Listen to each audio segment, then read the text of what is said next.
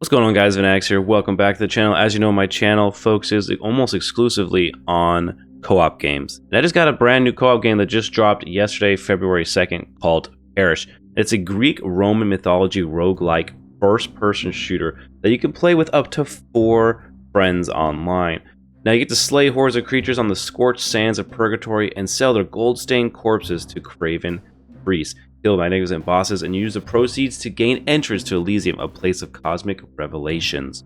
You are a corporal spirit condemned to live a shadow life in the halfway realm of purgatory. Bring an end to your suffering by initiating the rites of Orpheus and defeat the deities that dominate your fractious path to Elysium.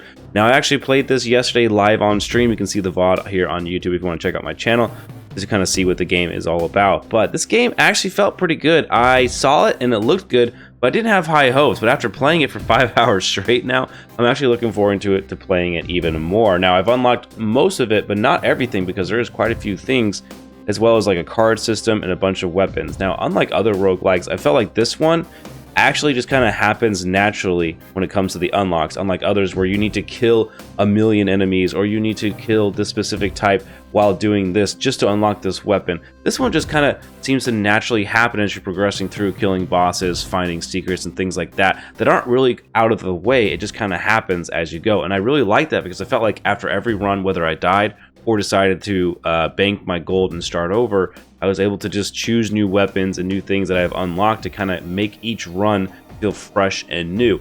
Now, again, this world is not randomly generated, which kind of sucks, so you are running through this same exact map over and over. However, the objective, the mission for each area does change, so you're not doing the exact same thing every time.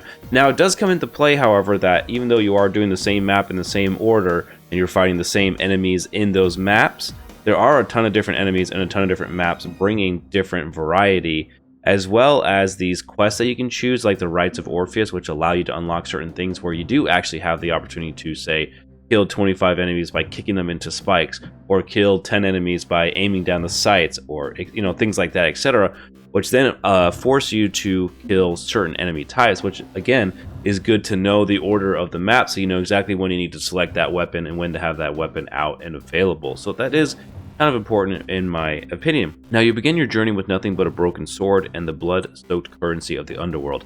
As you progress, you'll be able to afford better equipment suited to tackling the dismal lords that stand between you and the Elysium. Some weapons that I've already unlocked is the battle axe, sword, a burst rifle, a sniper, a javelin, like a mini cannon, and a whole bunch more that are still unlocked.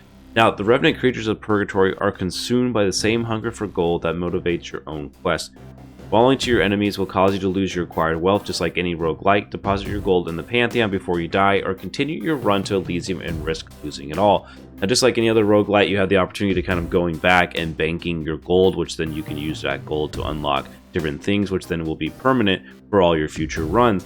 So again, risk reward. So if you die, you lose your coins and you lose like half or more, and then as you continue on, you can get revived. Now, that is the nice thing though. So if you did die in the middle of the map, you are playing with friends, you will get respawned if they make it to the end of that map. So while you are waiting, you do get to spectate, but you do have to kind of sit around and wait for that.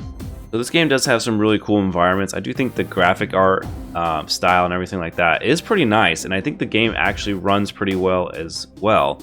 And the game is cheap. It's only $20 right now, and if you pick it up on Steam, it's like 10% off, so it's like $18 or something like that US. Not bad. It's supposed to have up to like 20 hours, so they say, for playability. Again, I'm about 5 hours in, and I could see myself playing this for another 5 to 10, probably at most, since I'm not a real completionist. And when it comes to roguelites, I definitely think you get your money's worth if you are a completionist, because obviously this game just gets repetitive just like any other roguelites. Now, as mentioned before, it is a 1 to 4 player online co-op campaign. You can also play by yourself, or with 2 people, or 3 people, and they have all different types of environments like temples and volcanic foundries, ancient shipwrecks. They also have bosses in between every couple of areas. There's even one spot where you have to fight 2 bosses back to back. Pretty cool. I like that kind of stuff.